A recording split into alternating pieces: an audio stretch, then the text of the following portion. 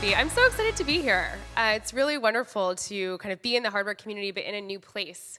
I live in San Francisco. I'm California born and bred. I grew up in Los Angeles, spent most of my life in major cities doing lots of different things, but this is my first time in Paris, and it's been so lovely to be here. I had a great time at the dinner last night, and I'm just really joyful to kind of meet new people.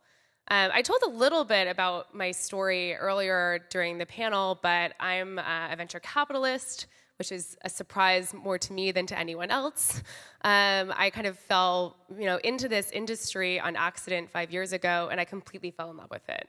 And for me, it was just all about the people. I loved working with entrepreneurs. I still do.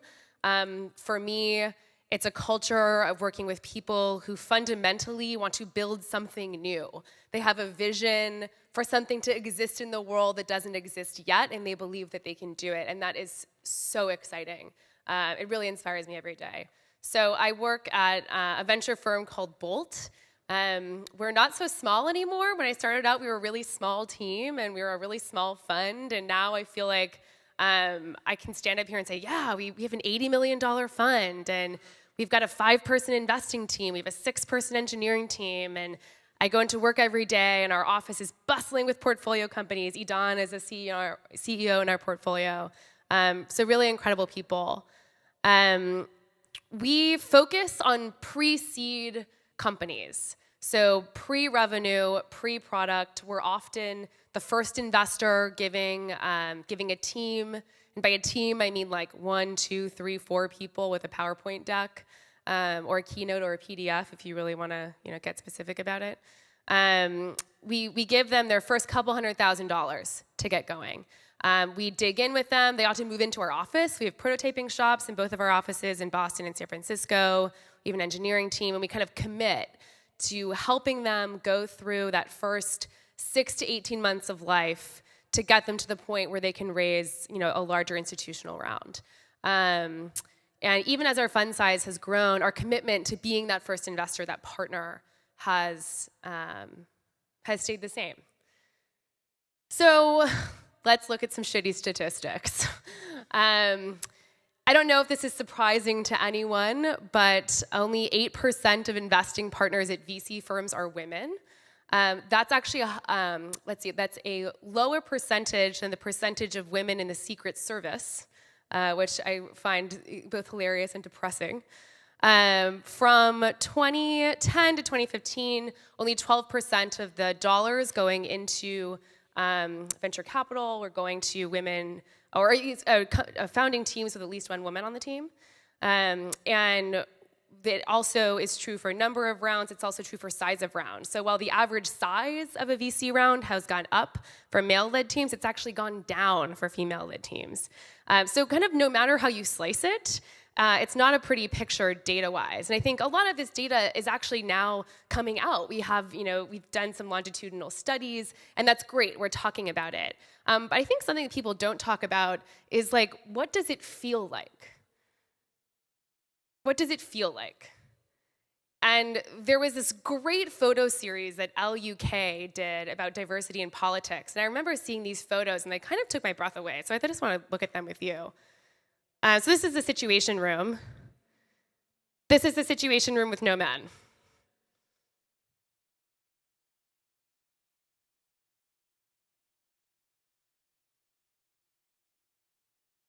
This is what happens when you Photoshop the men out of politics. And if I can just have a little exercise here, could I have everyone stand up? Put your computers down just for a minute. Everyone stand up.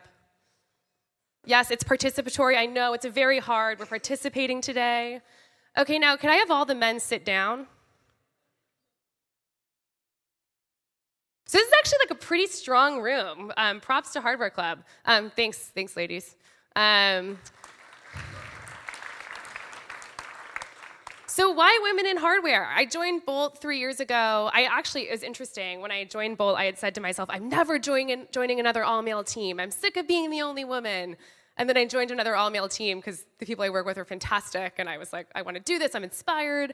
But as I mentioned, I didn't have a lot of background in hardware. So the way that I learn is by people. So I went on a mission to try and talk to the most knowledgeable people that I could in hardware, from engineering to manufacturing to logistics to retail. And I was meeting a lot of really smart men, and I was meeting a lot of really smart women. And the women that I was meeting were kind of leaning in and helping me.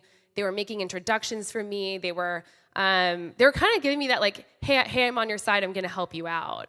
And woman A would introduce me to woman B, and woman B would introduce me to woman C, but woman A and woman C didn't know each other.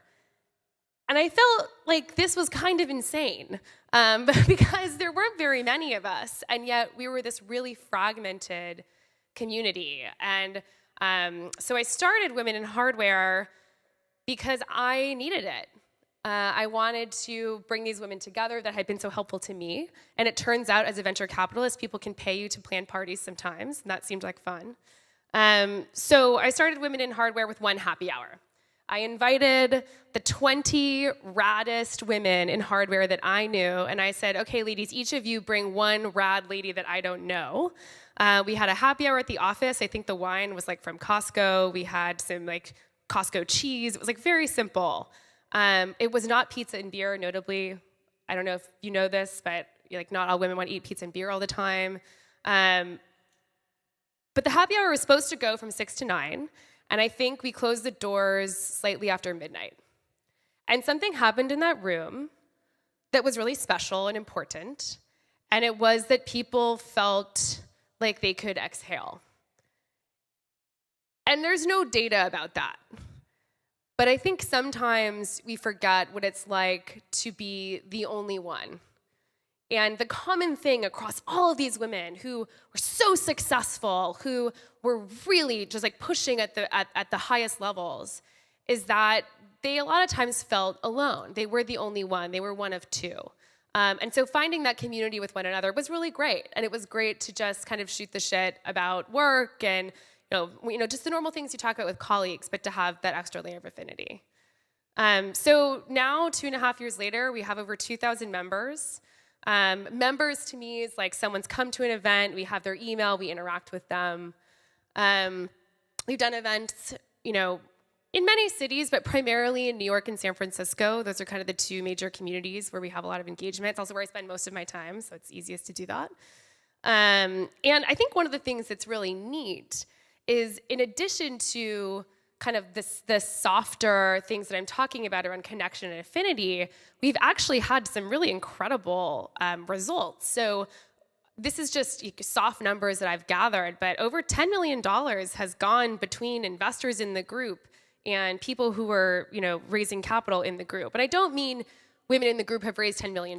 They've raised much more than that. I mean, personally, people met at an event and they said, oh, I'm interested in your company, and $10 million has been invested into those companies just within the group. We've also had a ton of hiring happening. This is a great place for people to find interesting work, to hire great talent, especially for people who are interested in diverse teams. That's been really, really special. And we've had a couple co-founding teams come together. And one of the things I think is neat is the community has really been the driver for these events. So it started with a happy hour that I hosted. We've partnered with different organizations. With Tesla, we did a factory tour. With Google Robotics, we did kind of an interesting robotics showcase. With Target, we did something more on distribution. With Planet Labs, we did something on how to build a microsatellite. But all of these events have been driven by women in the group saying, oh, I want to do one. Can I do one? How do I do one? And I say, oh, okay, cool, let's do one. Let's put it together. It's not official. We have a website, but we've never done any PR. It's all grown through word of mouth, and it's kind of grown from the bottom up. And to me, it's made an incredibly strong community of people that want to be there, that are engaged. And I think that's why we got these kinds of results at the end of the day. Another little thing that I like to do, I'm obsessed with flowers. It might be obvious. My dress is also covered in flowers. Oh yeah, like someone's company gets acquired. We send her flowers. She raises a round of capital. We send her flowers. She has a baby. We send her flowers. We are present to each other in our work and in our lives, because I don't know if you've noticed, but when you work in startups, when you work at this level, there isn't a lot of separation. And I think this is just a little way that we try to honor each other. So one of my favorite stories is about this woman named Sarah McDevitt. She's the CEO of a company that's still kind of in stealth, but I'll talk a little bit about today. It's called Core Wellness. So I met Sarah at a Women in Hardware event. She was still in her master's at Stanford, and it was in education, and she was thinking about how to teach kids to meditate. And she had this idea for a meditation device, but she wasn't really sure what exactly the business was going to be or what the device was going to be like. And so I met her there, and I sort of mentored her for about 6 months. I put her in touch with some other mentors, and she came to me with her first deck. I helped her iterate on that deck, and 3 months later, she was really ready, I felt, for pre-seed capital. And so it was actually my first deal that I did, negotiated on my own, and it was her first time raising money, and it was a little bit of the blind leading the blind, but together, me and Sarah got a deal done, and it's now a year later. I've helped her build a team, and she's going out to raise her seed round this winter with a really incredible concept around kind of Peloton cycles for meditating. So, hardware product that gets you access to live meditation classes at home. Really thinking about mindfulness and wellness. And this isn't an isolated incident. This has actually happened 2 more times for me. So while I talk about affinity and I talk about community, it's also really good for business. My job is to find interesting people who are building companies and find them first and invest in them. And so for me, there's been a lot of direct return there as well. But I don't want to downplay the emotional part. Audre Lorde is a theorist who I appreciate a lot, and I think that sometimes we see people kind of dropping out. We've been starting to talk about mental health. Brad Feld has been someone waving the flag around mental health in the startup community, and I think self-care is real. And for me, I started this community, yes, because I wanted to connect people, but also because I need it, and I think that that's also valid. So one of the things that I think is interesting is when we talk about kind of diversity in technology, a lot of times we talk about the pipeline problem, right? There aren't a lot of women in engineering. How do we get women into engineering? Well, we're not getting a lot of pitches from women, and so how do you expect us to invest in more women?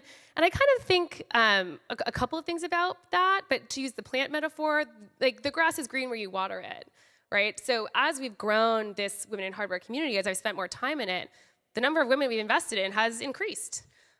Because we're spending more time in that community. And so I think building community intentionally can be good for business, especially if you're thinking about where opportunities are. I have this line, treasure is often buried on deserted islands.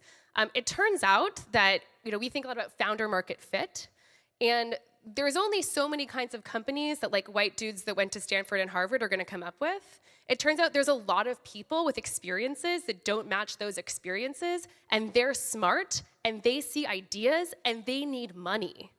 And I think as investors, it's our job to look for undervalued assets.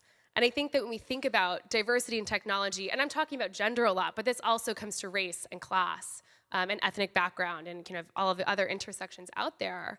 I think that there are brilliant people who aren't being funded because they don't have access, and they have got ideas to serve themselves and their communities, and I want to fund them.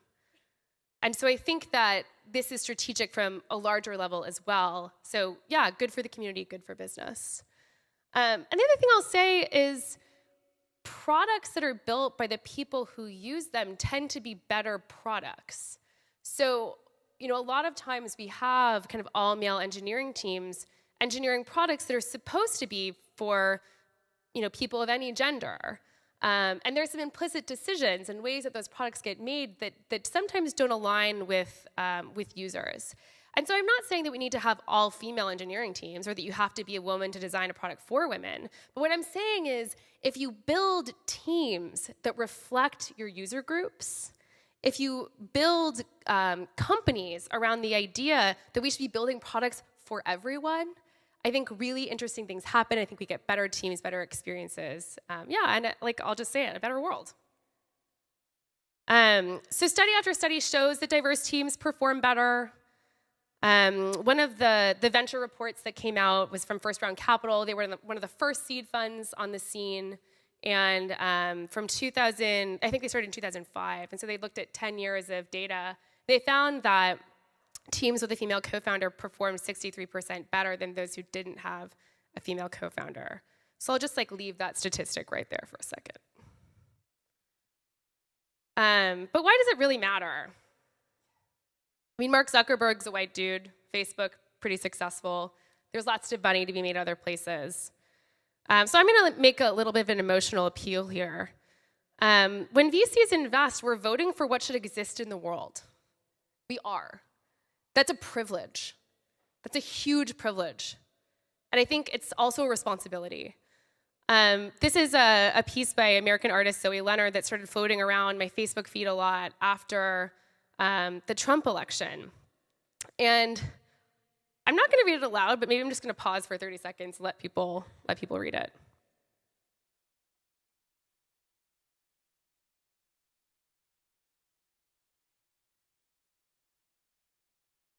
This piece really resonates with me. I want to be a part of, building a world designed by its inhabitants, not by a ruling class for the ruled. And I think that whether you're on the entrepreneurial side or the investing side or the acquisitive side, I'm not saying ignore returns. I'm not saying, don't do that really hot deal. But I am saying take the responsibility that we are the creators of the technologies and the companies that will shape the way that we live. And that does come with responsibility. And something is happening, and it's important. Something is happening, and it's important. I don't know if anyone's read the news lately, but we've got things busting open, and it's not just in technology. I mean, I think we, in the kind of venture community, really saw the binary capital scandal kind of get the conversation going about sexual harassment, but it's happening in politics and in the art world and in Hollywood. And, diversity issues and sexual harassment are not the same. There are like many gradations, and this is a complex topic. But I think that there's a moment happening, and there's a call to be present. And a lot of what's making that possible is people coming together, and people talking about things, and people organizing, and people deciding what's acceptable and what's not, and how they want to spend their time, their money, their career, and their lives. So I guess in the end, I'll say take heart, organize, and bloom. For me, I started where I was. I was in this role. I was meeting these really cool women. I want to introduce them together, and it's kind of taken on a life of its own. And it's been amazing for me. It's been amazing for my career. It's not a sacrificial act. It's one wherein I think we win together. So thank you for having me. It's really fun to get to talk about this topic.